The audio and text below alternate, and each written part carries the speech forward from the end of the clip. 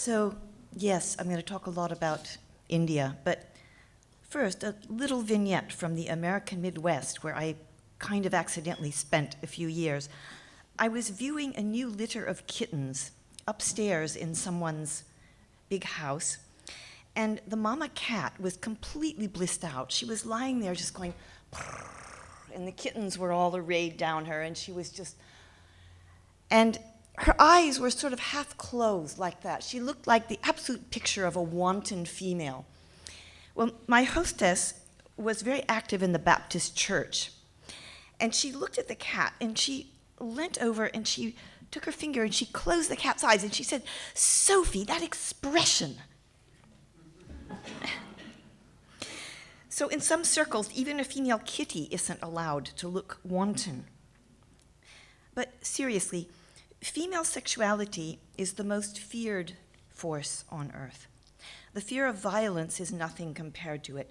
We invite violence into our living rooms every night on flickering screens. We read detective novels, which always need a violated body. We yell at each other, blow up cities. Violence is a simple thing, loud and penetrating, all on one level, available to every Harry, Tom, and Dick, as Osho always used to say it like that, for some reason. Female sexuality is mysterious, multi-leveled, cosmic, in fact, because the central nerve that connects the cervix with the center of the brain, well, soul and spirit are residing and breathing intimacy in that connection. It's boundless, long and strong, an ever-renewing fountain, a portal to love, to the beyond, a door to birth, a place of comfort, of magnificent waves radiating out beyond the self. It's various and wild, and not particularly monogamous, or not only. Monogamous for weeks on end, and then at ovulation, suddenly the stranger on the motorcycle looks really good. It's fecund as jungles, faithful as swans, flexant as wolves, and true as nature, as subtlety, as the precise calibrations of anything, if you look at it, if you respect it.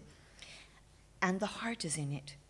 It can barely come awake without the heart, that enormous, all-reaching love stuff that accepts us all and resonates through clouds and moon and carries us like a mother in its universal arms.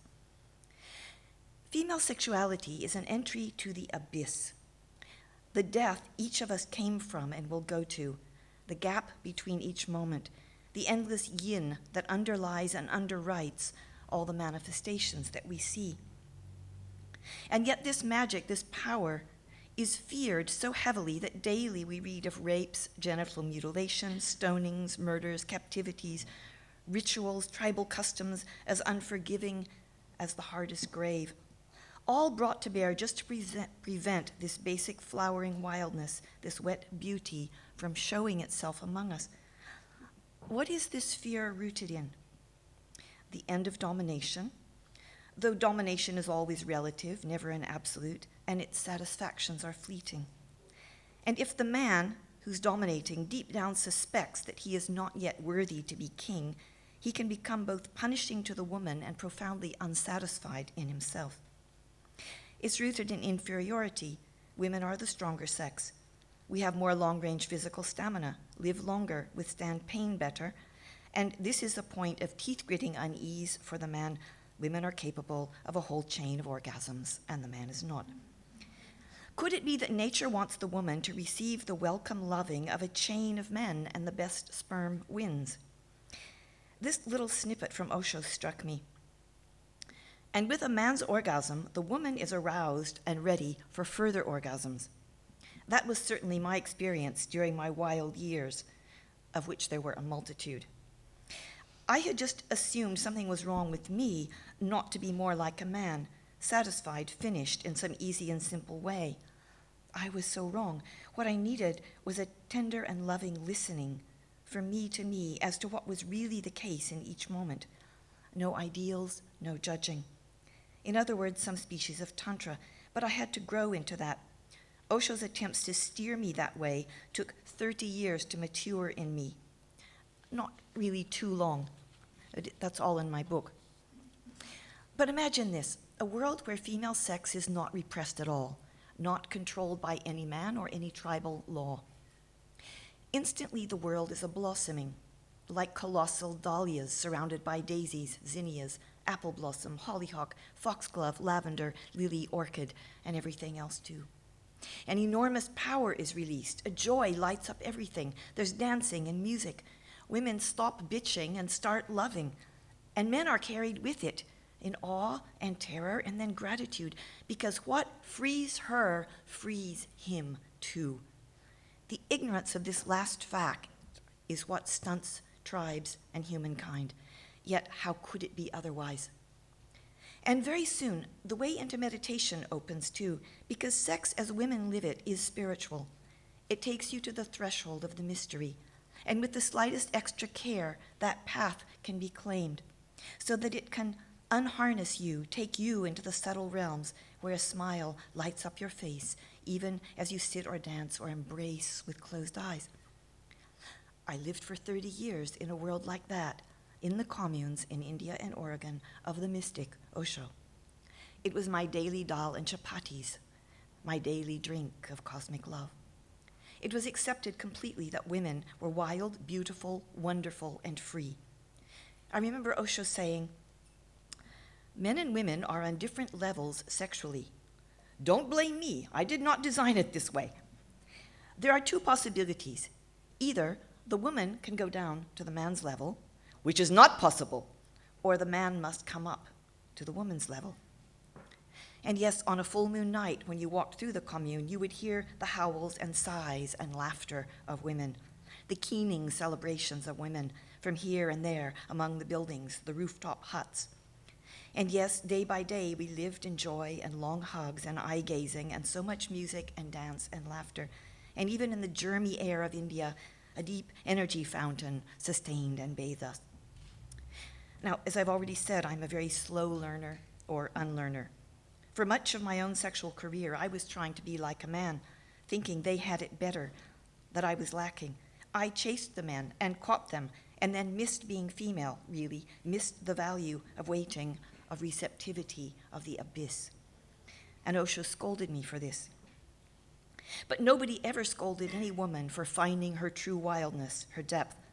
And as everything in life is an experiment, we all experimented within where we found ourselves.